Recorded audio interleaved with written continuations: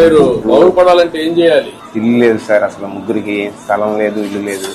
చూసినప్పుడు బాగా వేస్తుంది రేకులు ఇల్లు మంచి ఎండ వస్తే వేడి కూడా అట్లే ఉంటుంది.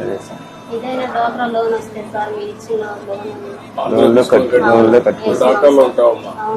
ఇప్పుడు దాంట్లో ఆదాయం పెంచుకోవడానికి ఉండే దాంట్లో మోడర్న్ టూల్స్ ఇస్తే, ఆధునికమైన పనిముట్లు ఇస్తే ఇంప్రూవ్ అవుతుంది. మెషిన్ ఇస్తే ఎంతవరకు ఎంత అవుతుంది? దానికి మీకు మొత్తం ఎంత ప్యాకేజ్? షాప్ మెటీరియల్స్, షాప్ కూడా కావాలి, ప్లేస్ కావాలి కదా. ప్లాన్ చేసి షాప్ పెట్టి అక్కడ ఇవన్నీ ఇచ్చి, అతను మెకానిక్ గా ఉన్నాడు కాబట్టి ఆ మెకానిక్ షెడ్డే అతను కూడా టూల్స్ అవన్నీ ఆధునికమైన టూల్స్ ఇచ్చి ఏం చేయగలుగుతాం అతనికి? ఇప్పుడు టెంపరీ షెడ్ లో అలాగే ఆయన స్పానర్స్, ఇతర ఎక్విప్మెంట్, కంప్రెషన్ పంప్ ఇటువంటివి ఇస్తే ఆయన ఇంకా బయట. ఇప్పుడు నీకు ఇక్కడ ఇవన్నీ ఇస్తే చేసుకోగలుగుతావా? ఇద్దరికి రెండు చేయండి. ఎక్కడ ఉంది మీకు? వేరే దగ్గర ఇదే ఇంకేం లేదు. ఎందుకంటే ముగ్గురికి 3 ఇళ్లు కట్టిస్తారు, పిల్లలు కూడా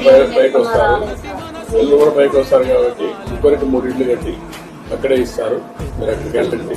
అతను సిమెంట్ పని పెడతాం, చెవుడు కొంచెం కనపడదు. ఎట్లా ఆదుకుంటాం?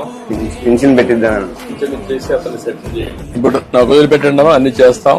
మీలాంటి పేదవాళ్ళందరూ పైకి రావాలి, అందుకని నేను ఇక్కడికి వచ్చాను. నాకు అర్థమైంది. నేను ఎక్కడికి పోయినా మీటింగ్ వచ్చి వెళ్ళిపోవడం లేదు. మీ సమస్యలు అర్థం చేసుకుని మీ సమస్యల ద్వారా రాష్ట్రంలో అందరి సమస్యలు పరిష్కారం చేయాలి. అందులో పేదవాళ్ళని, నిరుపేదల్ని పైకి తేవాలని. కాబట్టి అన్ని చేస్తాం. ధైర్యంగా